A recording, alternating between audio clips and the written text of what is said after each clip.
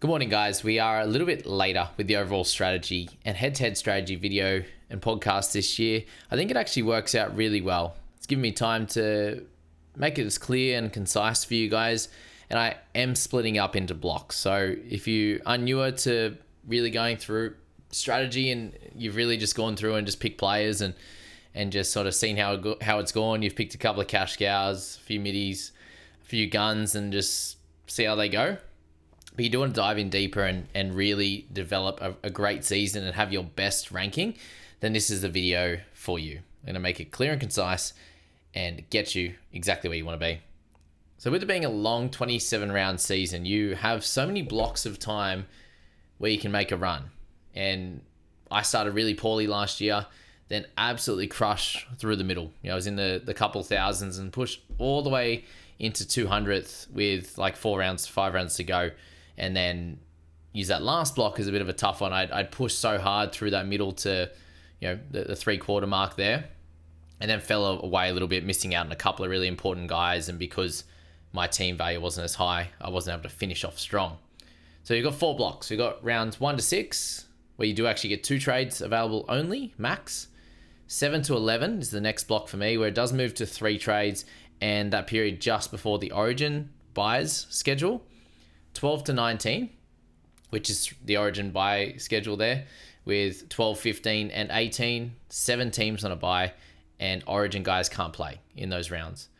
The following rounds, 13, 16, and 19, we have the new rule this year, which is just your 13 on-field players, exactly the same as the big buys. So I think it's going to be easier for people to learn as well, given we have 6 rounds with that situation, and then you do have round 14 and round 17 there as the standalone. One team has a bye. We're back to normal basically before you get into the guys missing Origin again. So very interesting block that is, and you've seen lots of different people have cracking starts and fall away. Some people have cracking starts and have managed to stay there the whole year, and these are the guys that end up in our top 100 ranks most likely because of that hot start and what that can do for your side, which we'll explain as we go through each and every section of the season. 27 rounds is wild.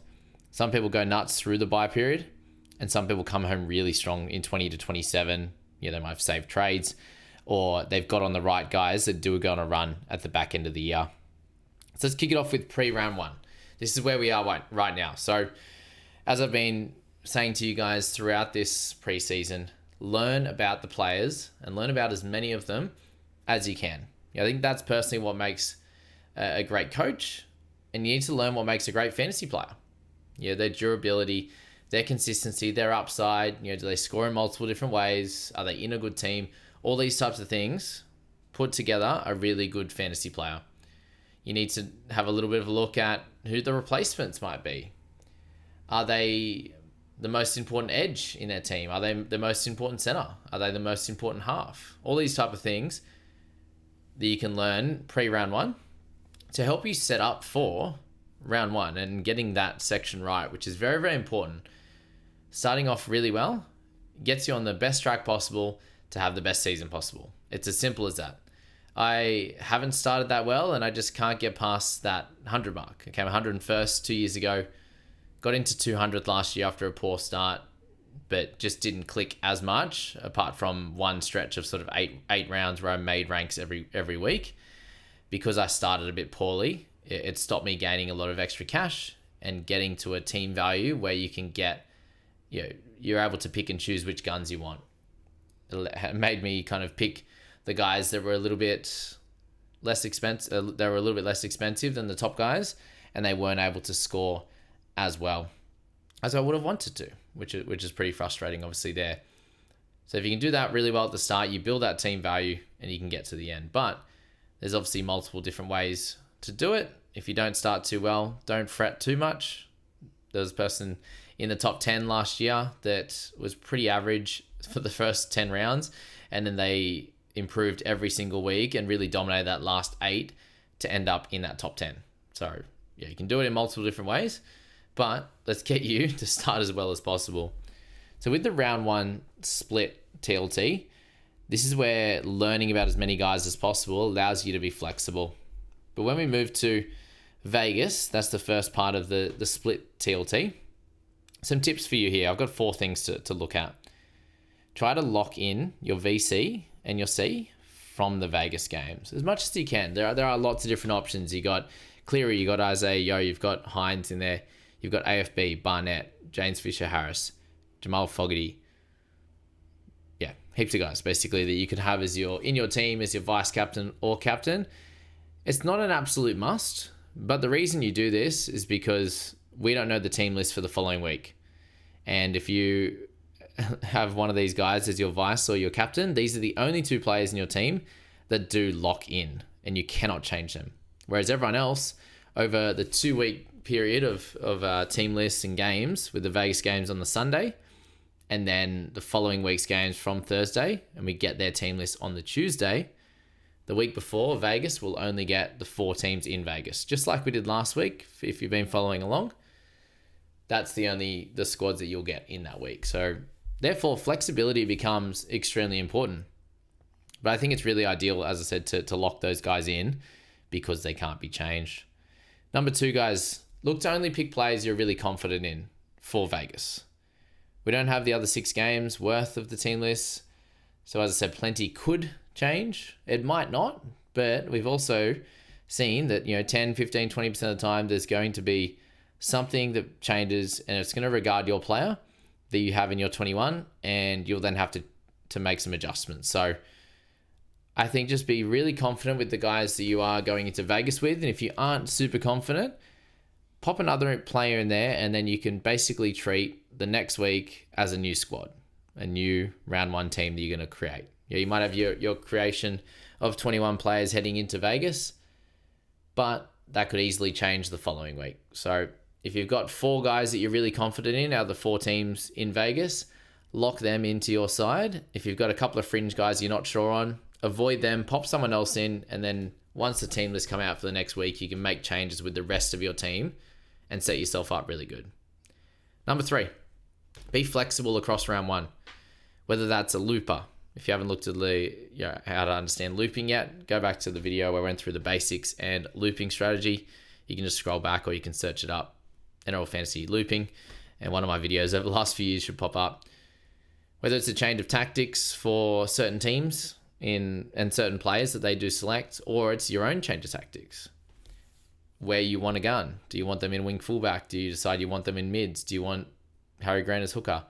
Do you want Angus Crichton as an edge? These types of things that you need to have a think about. Could be a change of position in your team, as I said, with you where you want to target your guns. And then number 4, the goal from round 1 is to make as much money as possible, right? And in turn, if this works, you'll likely score the best because your players are outscoring the price that they've been given. Keep it super simple. We'll kick it off with Vegas. So whoever you want to select in there needs to be a captaincy material guy, whether they're a vice or a captaincy. So you can have 2 guys that you don't think will change too much in price up or down, as just great confidence scorers. Whether they have upside like a Cleary into the 70 odd or something, or they have 60, close to 60 type of consistent scoring. When you're looking at Isaiah Yeo near 65, you're looking at guys like Payne Haas, potentially Barnett that could get to that mid to high 50s there, not 60s, and do a really good job for you. Fogarty, same thing, mid to high 50s. You're hoping for with those types of guys. That's what you want to lock in. Outside of that, you're locking in guys that you think have at least 80 to 100k to make, and in that scenario, you'd be looking at 80 to 150k in gains. That would be the hope that you can do with guys in your starting team. So if they don't have that type of range as a really cheap guy, as a mid-range guy, or you're locking in points at a top guy, then you shouldn't be selecting those guys, because the quicker that you can build your team value up, you can then sell one of those guys to another guy as a stepping stone to make more money, or you're trading them up to a guy that's going to get the points for you. Because ultimately, we're looking for the most points. By the end of round 27, you win NRL Fantasy. If you don't do that, then you're not. If you don't lock in the points, but if you don't build up your team value, you're also not going to be able to get to the best scorers in the game. We're eventually going to want guys like Fafita, guys like Crichton in our edges. We're going to want, Latrells and Turbos and Pongers, these types of guys down the bottom, and Tedesco at some point in your year. How quickly can you build up to those guys? And the only way to do that is through gaining cash in the early rounds. Also be prepared for the early rounds to be up and down for scoring as teams and players are working it out. Some teams start really hot, some teams do not at all, and they're not getting the ball out to a guy that you want in your side and you expected it would do. It might take a little bit of time. Someone could be a really consistent scorer, as we see with guys like Britton Nickera, but to begin last year, he was really poor, and then they finally found their groove, Sharks, and we're hitting him a little bit more on the right, and it looked like every time it went to his side that they were a chance of scoring a try. Whereas other times it didn't look like he was going to get the ball or he'd be any chance of scoring a try. It changes quickly, and you need to be ready. From round 2 to 6, it's 2 trades per week max, as we spoke about. And in this section, you want to focus on bringing in any missed great cash cows or mid-range players who got the role you weren't sure about and they started scoring really well and making cash. So that's what this section's about. What you don't want to do on the alternative is chase a big outside back type of score, or if an edge came out and scored a double and he picked up a 70, but you actually expect him to be like a 39 player. They go up in price. They're now priced at 40, or they're priced at 37 or 36, whatever it is. It's pretty close to what you expect.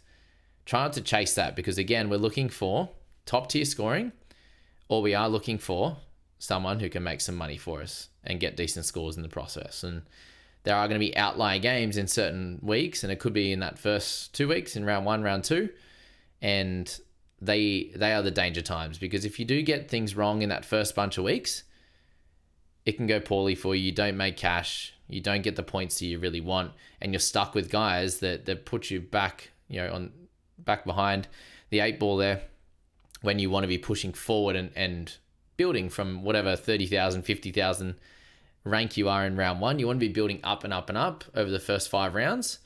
And the best way to do that is to not chase the wrong scores. What you can chase is if, they are an absolute gun already and they look better than what they did last year. Then those types of guys, if you can build to them as quick as possible, like a top 5 fullback, if you like the look of how Turbo's running at the start, we might see him in a little trial, we may not. But if round 1 he looks hectic and he's tick over 700k now, and you can build one of your 600k guys up to Turbo, then now you've got a clear gun in your side. It's fun to watch and improves the wing fullback position, which would be absolutely awesome. And that shores up that fullback position. There's an example like that. You may have gone a little bit cheap in edges, and someone stands out there like an IPAP or a Bateman, and you're like, okay, cool, this is the role they're getting.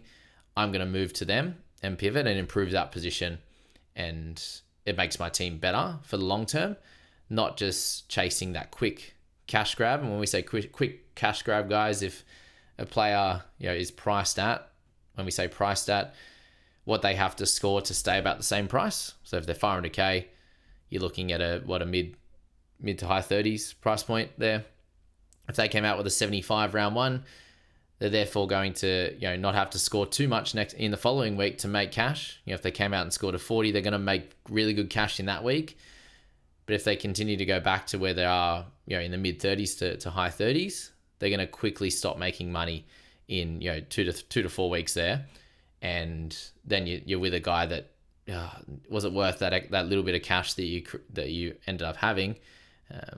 Or should you have got another guy that had more of a runway to make cash, or is a more consistent scorer up near the 50 mark, which is great, or they could potentially make more money. So just different little things to think about with that. But during round 2 to 6, I don't think you can go too wrong, because you've only got 2 trades per week. You can't waste too many trades. You can waste a few, obviously. But that first 6 rounds, you can really push ahead of the pack if you get things right.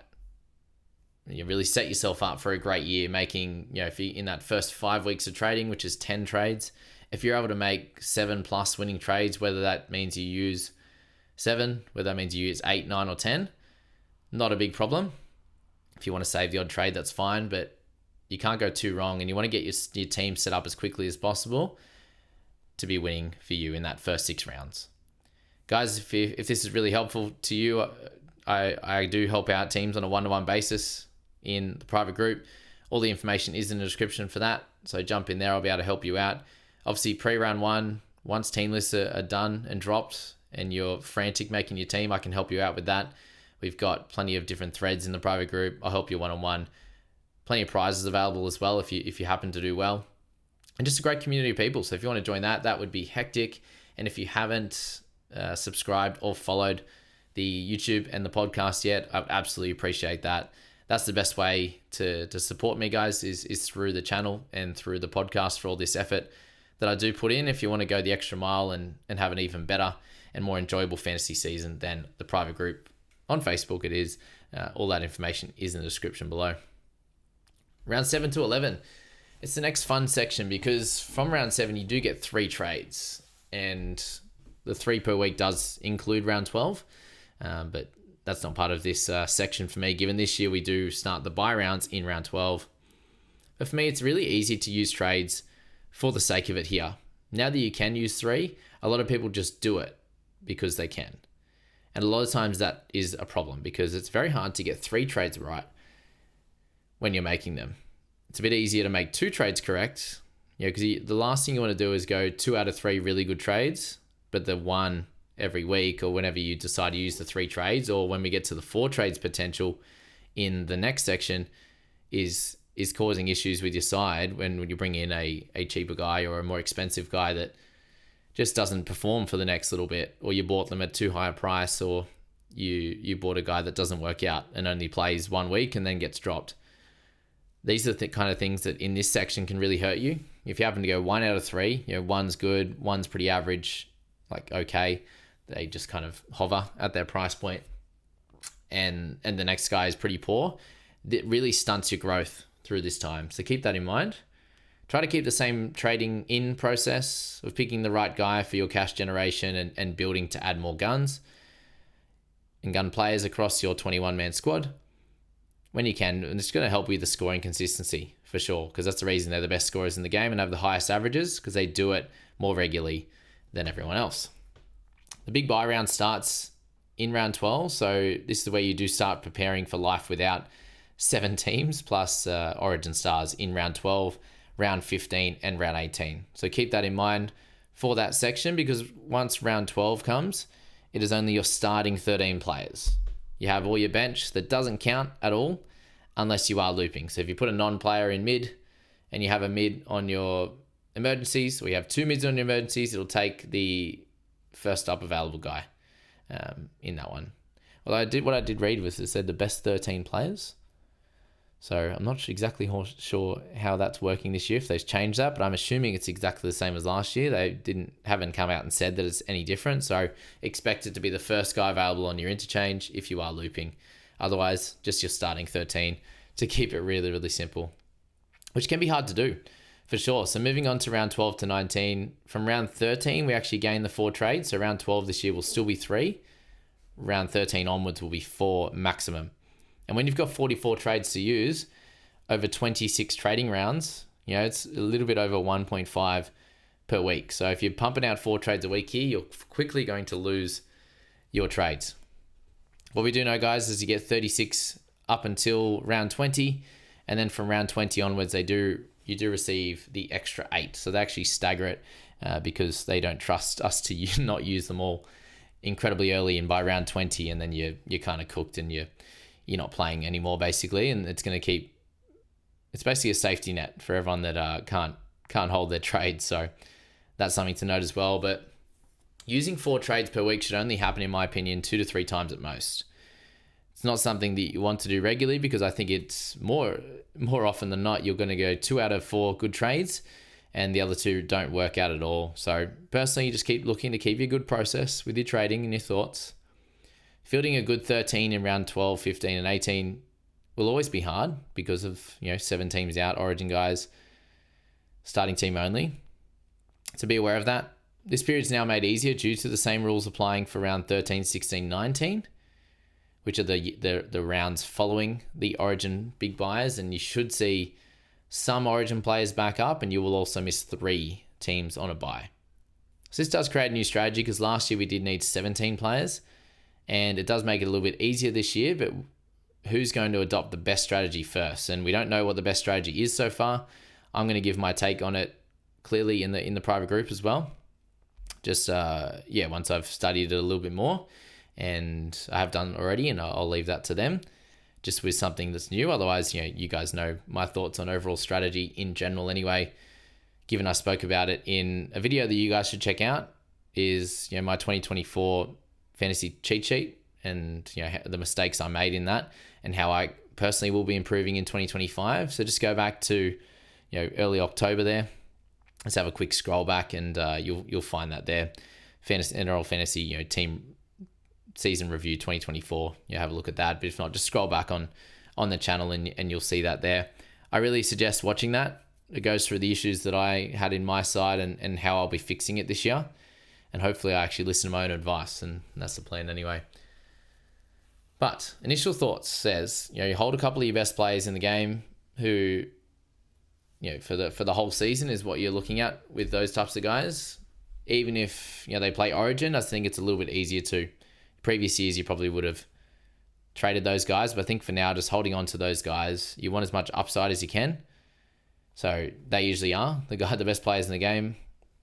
Average wise, Origin guys, they're usually going to be able to score the best at times. So having them in your team, if they're players that do back up from Origin and they have somewhat of an okay buy schedule through that time, then they could be awesome to hold on to. What I will say though is don't hold average players just to help with the buy rounds. It's not likely to be worth it. It's hardly worth it in general, but I think this year it's even less worth it. Holding non-playing guys in general is just not an ideal strategy at all through this time either. And obviously it's a little bit easier now that you don't have 17 needing out of 21. But yeah, if you've got one guy or two guys that's already out not playing, and then you have a couple of guys on bye, and then your best players are out with Origin, it just makes it really hard to get a really good team. And I expect the best squads through this bye period this year to have really strong teams in all of the rounds, not playing plotters that are 30 and 40 point scorers. I think they'll be trying to get 13 players that are close to 45 plus by this time. If you've built a really nice team value and your strategy's worked out well. In this time, look for those upside players, especially in those big buy rounds, to make ground in those weeks as well. So it's a very simple strategy here so far. If you are newer to this, it's what you want to look for, and just a reminder as well. And there's also a few teams that stand out as targets through this period, which I will go through soon. And I did also go through the draw when it did pop out, and discuss some of the the best options for certain periods of the year. So go and check that out, but I will do an updated one now that we've learnt more about players and the like. Head-to-head strategy will come up in a sec, but around 20 to 27, guys, what you want to do here is quickly get to your best 17, as quickly as possible, basically. As quickly as possible. All right, because I can't type. As quickly as possible. And have a few trades so you can pivot to the guy that's most in form or the freshest. They might have played, like Fletcher Sharp last year, who played cut for a lot of the year, came in and started doing really well in the back end. That's an easy example. Guys that haven't had years and years and years on their body, they seem to come out and have a great sort of, last 4-6 weeks. And unless you're Isaiah, but big rank swings can happen here for sure. During this time, I was near 200th before finishing 757th, losing a couple under ranks in the last round too. So not being able to get guys like Isaiah, etc., and chasing cheaper points, guys that are 700k or 670 and hoping that their role stays the whole time or their team is playing well. And I had some good weeks there with the Rabbitohs, but then I had some poor ones in the back end as well, which hurt at times. Guys like Kolomatangi losing some steam, and the team as well. Having Jai Gray and White and then these types of players there that were a bit up and down, similar to that with Cook as well. And plenty others. But that's just one team, for example, that did lose some steam in the back end. And chasing those cheaper points due to mistakes that were made for me earlier in the season. So as I said, learn from my mistakes and what we can do better. To finish it off, you want to have made enough cash so you can get the most upside guns as possible to finish the year strong. If you have the best players in the game that have the most upside, you will have a great last 8 rounds of the season. It's as simple as that. The question is, how quickly can you get there? And are you going to go for the cheaper guy so that you feel like you can have a good 18, 19, or are you going to go for 17 straight strong and see how you go? Heaps of big questions as to how this season will go. That's the overall strategy for the year, in my opinion. And I think people that follow this will have a great season. Keep this in your notes somewhere. Go back to it during the season as well. And I think that it will get you and put you in good stead to have a cracking season. So thanks so much for that one. That's the overall strategy. And just to finish this video off with the head-to-head strategy, and let me know in the comments if that overall strategy was really clear and helpful for you. With the head-to-head side of things, it's the exact same as overall for the first 11 rounds. Don't think about it any different than that. You're just trying to beat your opponents and score the best. You're trying to gain cash. You're trying to win matches and get good points, basically. Exact same as overall. Nothing changes. The goal at this point is to be about 7 wins, 4 losses or better come round 12. So from then you can actually make decisions on saving trades, potentially more flexibility with not having to chase points and chase wins just because you have started poorly in the season. If your comp doesn't play on big buy rounds, then in that scenario, you're just continuing to build the best squad possible as quickly as possible, because I think round 13, 16 and 19 from a head-to-head perspective just becomes even easier this year because you're not competing with guys that are playing overall and then they can't get into a good spot come the minor buys, because I think most people should be able to get to a decent 13 in these 3 minor buys. So this is where the early strategy is super important for you guys to have wins on the board, because I think teams will be fairly close through this period. And then following this period, you're getting closer to finals time. So cash making and building to your best 17 as quickly, very, very quickly, is the big goal in head-to-head for sure. And the last thing you want, the last thing you want to be doing at the back end of a season is chasing pods. So point of difference guys compared to your opponent, because someone else has built that better team quicker. If they've built to that team, then you have to look at that and go, oh, well, they're the best players. How do I find someone that could potentially do well for 3 weeks, 4 weeks straight? And it's very hard to do that. So if you can build to that best team before they can, then you're in the box seat. And the pod route, it's a much riskier strategy that could pay off, but it's not likely to. It would be out of a necessity that you would have to be chasing certain players to get the job done. So my opinion, guys, is just do the initial learning, plan well in the preseason, listen to the videos, do all the good stuff, trust your gut, and you should do well. Thanks so much for this one, guys. That's the overall and the head-to-head strategy in 2025. I wish you guys all the best of luck with putting your teams together and navigating through the season with trades and getting in your head about certain things and chasing points and all the crazy stuff that happens to us with our psychology. That's the biggest thing. If you can be level-headed and make the correct decision each time, have your checklist for pre-round 1, have your trading checklist, which I've got all in the private group as well, along with the top 10 analysis. If you do all that right, you will have a cracking season. Thanks so much for being here, and I hope to see you in the next video.